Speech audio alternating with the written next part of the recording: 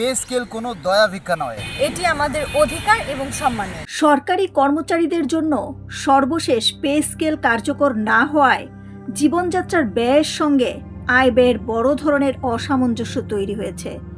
দ্রব্যমূল্যের ঊর্ধ্বগতি, বাসা ভাড়া ও চিকিৎসা ব্যয় বৃদ্ধির কারণে অনেক কর্মচারীকে নাভিশ্বাস জীবনযাপন করতে হচ্ছে বলে অভিযোগ উঠেছে। 2015 সালের পে স্কেল অনুযায়ী বেতন কাঠামো এখন বহাল থাকলেও এ সময়ের মধ্যে নিত্য প্রয়োজনীয় পণ্যের দাম বহুগুণ বেড়েছে। বিশেষ করে জ্বালানি তেলের দাম বৃদ্ধির প্রভাব পরিবহন খাতেও পড়েছে, যার ফলে বাস ভাড়া ও অন্যান্য যাতায়াত ব্যয় বেড়েছে।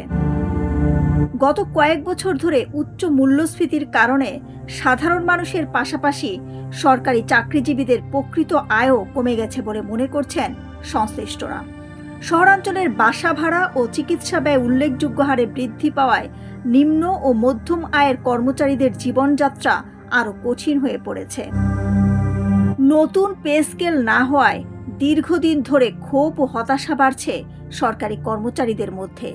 নবম পে স্কেল বাস্তবায়নের দাবি জানিয়ে বিভিন্ন সময়ে স্মারকলিপি, প্রতীকী অনশন সহ নানা কর্মসূচিও পালন করা হয়েছে। এদিকে সরকারি কর্মচারী কল্যাণ সমিতি নতুন বেতন কাঠামোর দাবি জোরালোভাবে তুলে ধরেছে। অন্যদিকে অর্থ উপদেষ্টা সম্প্রতি নতুন কাঠামোয় বেতন বৃদ্ধির ইঙ্গিত দিয়েছেন। প্রস্তাবিত কাঠামোতে সর্বনিম্ন বেতন দ্বিগুণের বেশি এবং সর্বোচ্চ বেতন 1,20,000 টাকার বেশি হতে পারে বলে জানা গেছে।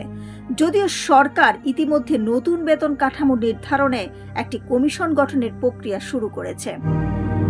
বিশ্লেষকরা বলছেন, দীর্ঘ সময় ধরে পে স্কেল হালনাগাদ না হওয়ায় বর্তমান বাজার পরিস্থিতির সঙ্গে বেতনের বড় ফারাক তৈরি হয়েছে। ফলে সরকারি চাকরিজীবীদের জীবনযাত্রার চাপ ক্রমেই বাড়ছে এবং দ্রুত সময়ের মধ্যে সমন্বিত বেতন কাঠামো না এলে এই চাপ আরও বাড়তে পারে। দিলরুবা খান, নিউজ ডেস্ক, সোনালী নিউজ।